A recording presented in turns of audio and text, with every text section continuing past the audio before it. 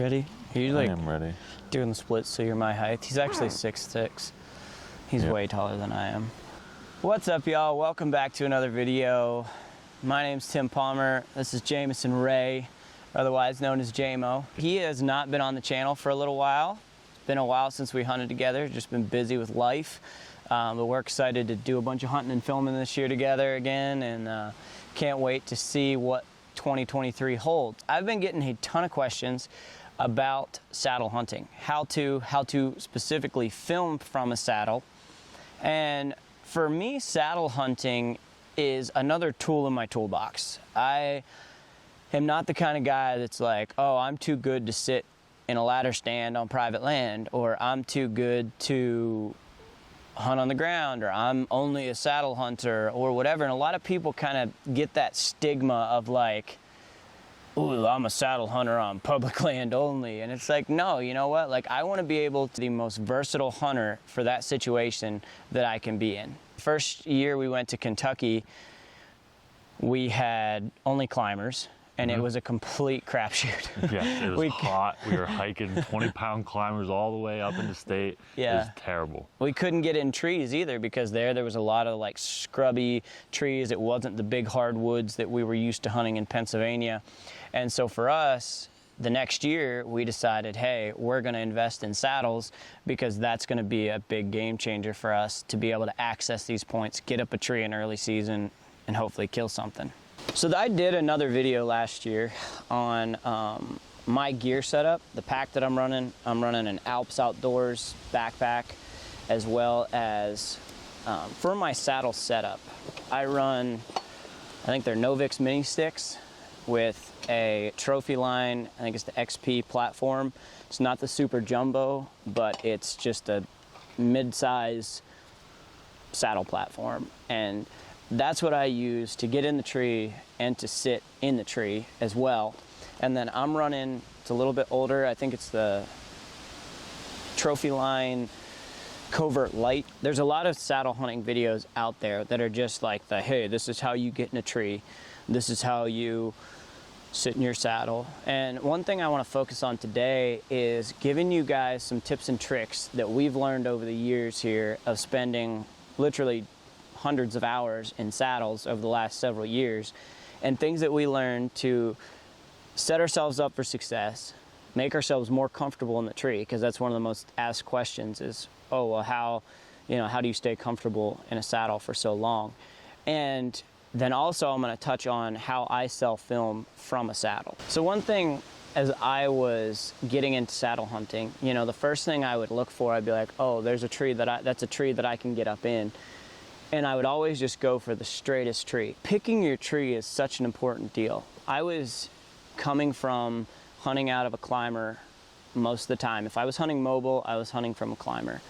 And I was always looking for that tree that was straight, clean, that I could get 25 feet up in. And with a saddle, it's not nearly as important to get that high.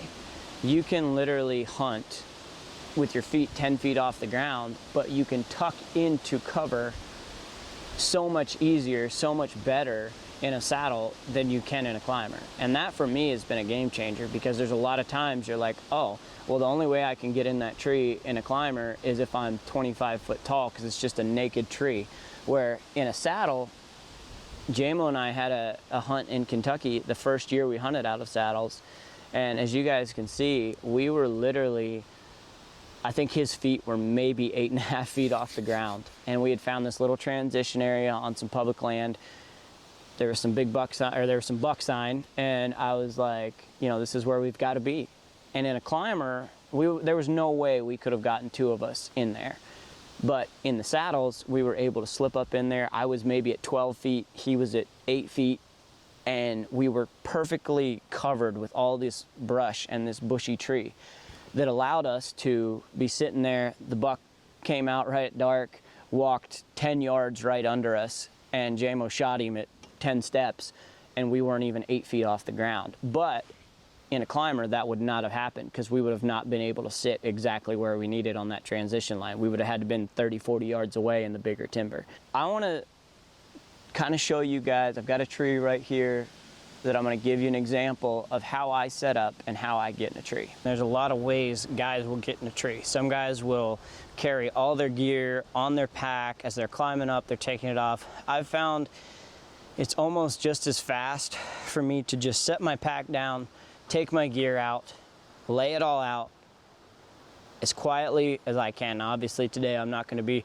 being super conscious of going slow and being quiet, but I'll get everything set up to where I'm ready to piece by piece go up the tree. All around my saddle I've taken little pieces of paracord and I have little loops that I can then prepare my sticks for climbing up. Now obviously today for filming purposes I'm not going to climb 20 feet up this tree, but one thing I will do, show you, is I'll take my platform, and my platform is the last thing I use when I get in the tree, so I'll just hang it, just like that, off of my saddle. I'll kind of pre-adjust that strap to where I think the size of the tree is going to match. I can then flip my strap around, loop it right on, like so, pull up, cinch that down, and then I can seat that stick onto the tree, and that's ready to go. This process just repeats itself. I'm going to replicate this being my top two sticks at a height of, let's say, 15 feet. If you can keep your top stick and your platform level or fairly close to level, it's going to give you much more room to move around the tree as you're in your saddle. So as I cinch my tether up, I can then take my bridge of my saddle and I can fasten that in and then tighten up, and then I can be able to sit back into my saddle as I am getting ready to hang my platform. I can then pull out another strap, grab my platform, and at this point I'm perfectly safe to do whatever I need to do because I'm tied off to the tree. I can then grab my strap, hook up my platform right here,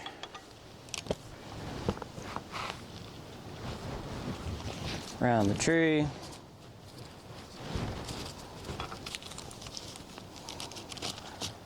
and I can cinch my platform. This is one of those dumb little things that I never knew. I would always just set my platform like this, and it's pretty sturdy, but the way these platforms are designed is close your platform, push down, and then lock it into place.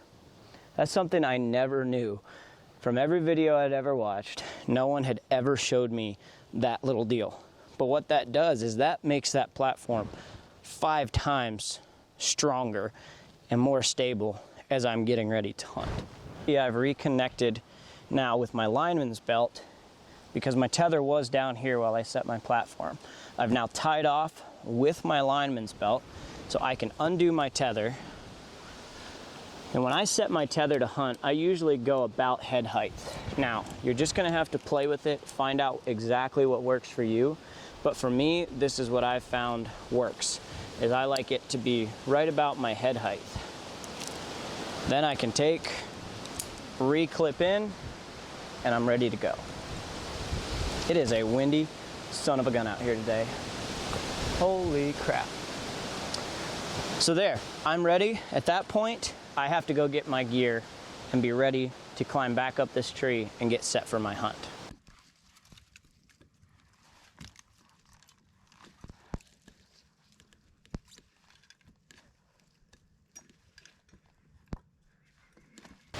I can then take off my pack, and I have everything set up so that I can set this right here on my feet, and I can get everything out that I need to be ready to hunt. I'm usually going to want my bow somewhere out in here, because again, for this avenue of hunting in this tree, I would be setting up this way for this shot. I'm expecting my deer to come from this area. Doesn't mean I cannot shoot this way, and we'll get into that in a little bit, but my main 90% of my shot opportunities are going to be somewhere out in here. From here all the way around to there. The next step I'm going to do before I worry about setting up my tree arm and everything for filming is I'll put a GoPro for my secondary angle, and then I will go ahead and I'll pull my bow up so that I have that in the tree with me and ready in case while I'm setting up a deer shows up, because I've had that happen before and needed to take a shot really quick. So now I've got my bow set, I've got everything set in the tree, and I'm ready to set up my camera arm. So this is, as I said, a super simple 2-piece camera arm. And what I do with this, how I set it, is again, most of my shooting is going to be right here. So I'm going to take this and I just push it right up against myself. So as I'm in the tree, I can reach my strap around, hook this up, and then I can set my camera right here. And again, I'm being quick with my ratchet, but if I need to be very quiet, I can very, very slowly cinch that down, and then I'll just tie my extra strap back out of my way. Now, I'm able to film everything out here super easy. And that's everything out of my pack. I don't need really anything else. I've got my rangefinder, I've got my binoculars, I've got everything right here. So a lot of times what I will do is I'll use that top step to set my pack onto my top step and just hang it right there.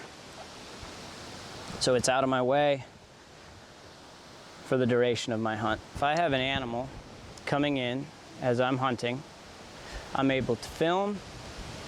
I can zoom my camera in.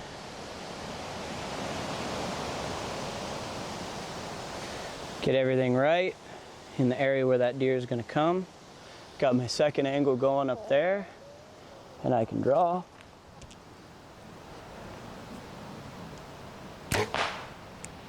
And shoot.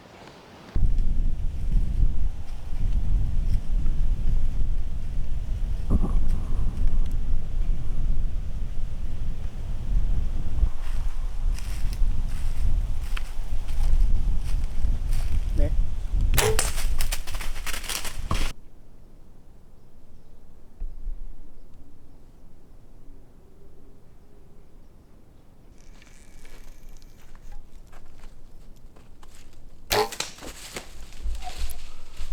Something that really intimidates a lot of people with saddle hunting is the weak side shot off my right side, which in the case that a deer comes in that way, I can swing my camera, be set up right here. I can turn in my saddle, draw, and shoot, just like that, so that then I am able to shoot essentially from here all the way to here, and then from here all the way to there, giving me 365 degrees. It just died. A little tip that I do also is I leave my bridge as long as possible. I try not to keep that too tight, so that I can pivot in my saddle a lot to be able to shoot. A lot of people buy saddles, they think it's going to be a great idea, and they don't go out and practice. Get on a telephone pole, get in a tree in your backyard, and shoot 200 arrows out of your saddle. If you're filming, take the time to prepare with your equipment just like you are hunting. Walk out your back door into the woods, into that tree in your lawn, exactly like you are going out to go hunt a booner. Practice how you hunt, whether it's on the ground, tree stand, saddle, whatever. I'm a firm believer of that, because you never know what situation you're going to run into. And in that moment, when you've got a deer walking on your weak side, the last thing you want to be doing is fumbling around, banging stuff around, not being prepared for that shot because you never practiced how you hunt. Practice is key, preparation is key, being comfortable in your saddle is 100% key to success when it comes to hunting in this type of scenario. Listening to my music. What do you think of this video, JMO? I think it's gonna be sick. Do you wish you would have watched this video? Many people to buy saddles and try it. Do you think you would have been better off as a saddle hunter if you would have watched this video before saddle hunting for the first time? Yes, a ton. I feel actually I would have. I do the Macarena, I do the Macarena.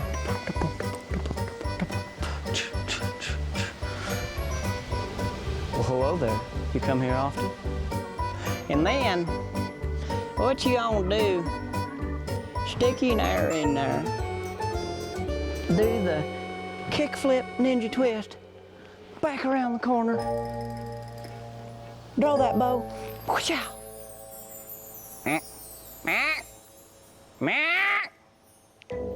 Oh, dead there. God dang, I just smoked a booter. My God, I just smoked a booter. Oh, ow, that's hard on my nuts. Don't do that. Oh, ooh, you'll pinch your giblets, boys. You gotta, that's another thing. Always beware of your giblets, because you pinch them in the wrong position and you'll miss every time. Another one of the beauties with hunting out of a saddle is the ability to move to stay hidden. As a deer is coming towards you, even if it's up close, you're able to rotate around the tree very, very slowly, like this, as he's walking on the trail. I can wait. Now he's there in the hole. I can draw, I'm still in cover. Dead deer. We appreciate y'all watching. That's gonna close it out for this one. Hope you guys enjoyed, hope you learned a couple little things. If you ever have any questions or want some tips, be sure and message us, leave a comment, hit us up on Instagram at buckin_obsessed, and we'd be happy to help you out however we can. Is that a car coming? Oh, shoot. It's the landowner. Oh, crap, we gotta get out of here. Good luck, JMO. Go. I gotta go. Get out of here. Good luck, guys. Thanks for watching. We'll see y'all next time. And just kidding, we don't advocate trespassing. Adios.